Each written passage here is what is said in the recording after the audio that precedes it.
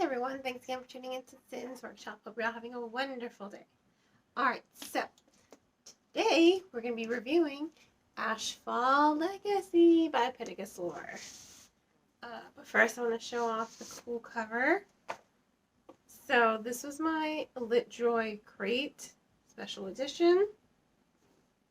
So pretty nice end pages, autographed, and inline artwork. So, but the best part, space dragons. Sorry, I love dragons, and space dragons was just a really cool concept to me. But I'm going to talk a little bit more about that in just a second. So, basically the story follows Sydney. He's half human, half alien. He's been on the run for most of his life.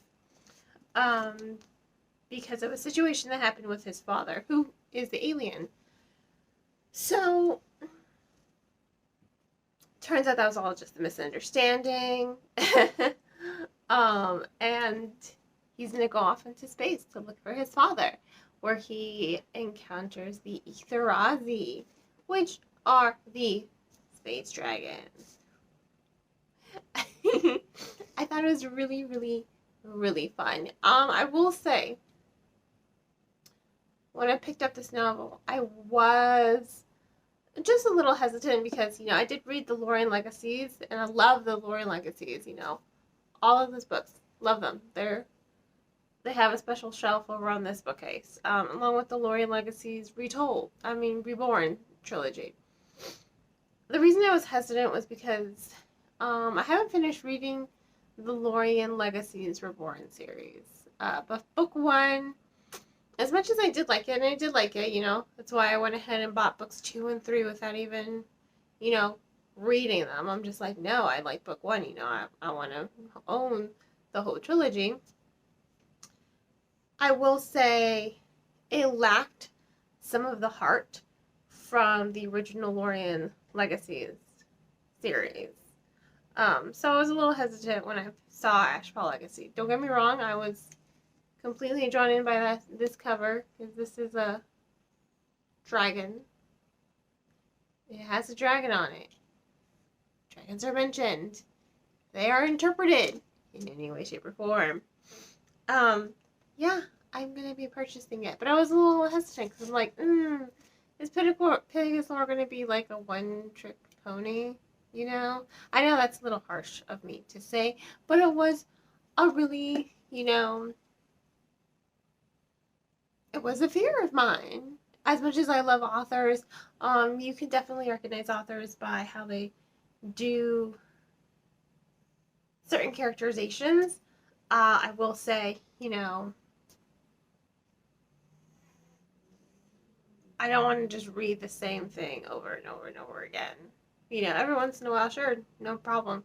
But every single time, that's where you're kind of going to start to lose me as a reader, That being said, this book didn't at all feel like the Lore Legacies. It felt like something new. It felt like something fresh.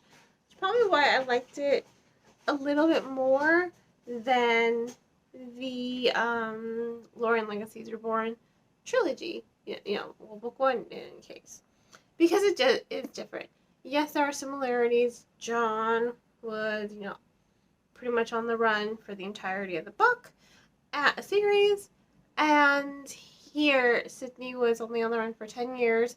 We don't need to know about those 10 years. We get like quick, brief rundowns of how it has affected his life, sure, but it's not the core of the story.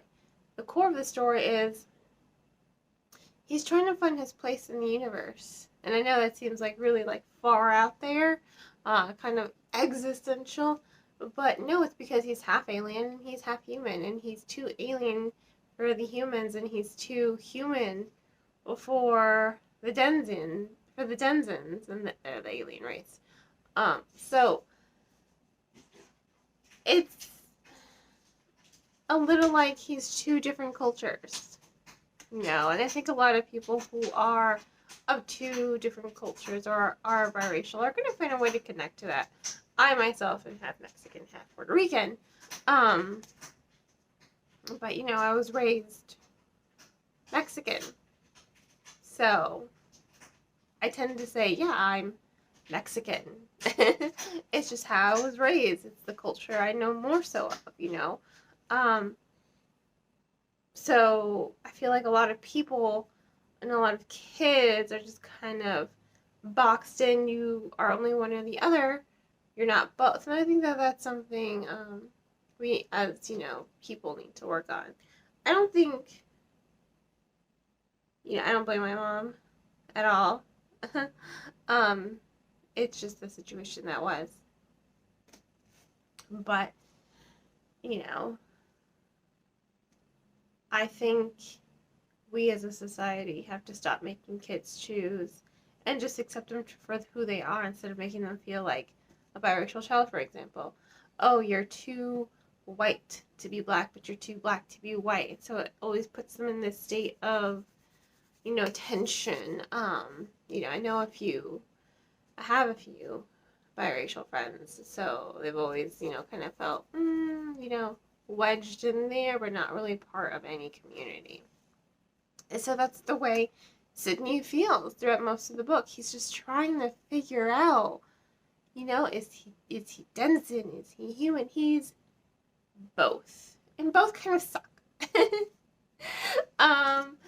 So I think you can really gravitate towards him as a character, more so than you could have John from the Lore Legacy series, because he is more relatable as a character. And I thought his voice was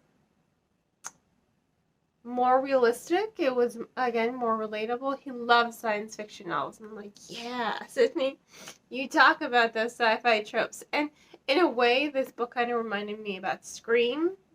But with sci-fi, you know, you're taking those tropes and you're kind of making fun of those sci-fi tropes, but you're not really. I mean, let's face it, the Scream movies are making fun of the tropes, but they, you know, they just dive head into those tropes. And that's what Pittacus Lore does with Ashfall Legacy. You know, you have this one alien, and he's just like, don't you know you're not supposed to say that? And Sydney's just like, you're confusing horror tropes with sci-fi tropes. He's like, but yeah. Just think Alien. And they do reference Alien a lot in this book. Just because one of the aliens, gosh, what's his name? I want to say it was like Bashoon, but I feel like that is wrong. Not Zara, not Tysius. Not Reno. It's funny. I remember pretty much everyone's name except for the one, just because it was a little weird. It was a little weird. Hijashu. There we go. Hijashu. He was pretty funny, but he's obsessed with American, with human culture and entertainment. So, I think it's really fun that they kind of poke fun at the sci-fi tropes while they also lead really heavily into them. I think it was fun. I thought it was entertaining. It leads to making the voice of the novel more engaging for the reader. And personally, again, I loved it for that reason. You know, it's funny. It's serious. You're caught up in, you know, shades of gray with some of these characters. Like, Sydney's mom wants to plan an invasion of Earth so that super strong, almost Superman level humans, you know, once you go into space, the farther you leave Earth, the stronger you become. You basically become invulnerable. Yeah. Wants them to come back to whip Earth into shape. And he's just like, Mom, are you nuts?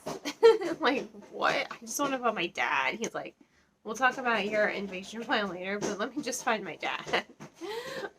So it's fun. It was funny. And forgot where I was going with that thought. But regardless, it does tend to have a lot of seriousness to it, you know, to lighten up. But the humor there lightens it up a lot, and it makes it really engaging. And I think Sydney's voice was really well done. I will say I did go back and forth between reading the physical copy and the listening to the audiobook version, just because, you know, mother of two, getting a chance to just kind of sit down and read, it's very, very hard.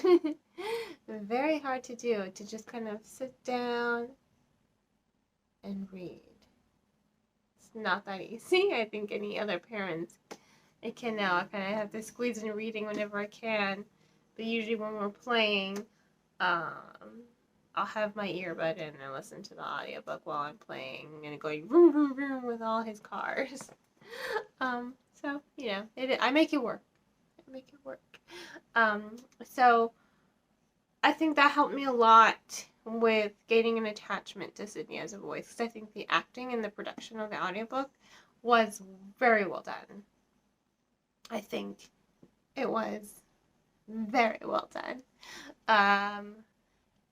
And you know what? It was a good novel. It was a good, fun novel. Really much enjoyed it. So I'm gonna go ahead and give Ashfall Legacy. Oh, but the Etherazi, before I forget, they are space dragons, and they exist outside of time. Time happens all at once. Oh, they're like the observers from Fringe, except, you know, they're just gaseous, and then when they take a corporeal form, they're dragons. They are space dragons. So I'm going to go ahead and give this book 4 out of 5 stars. If you want to purchase the book, please remember to purchase from your local bookseller or online book retailer.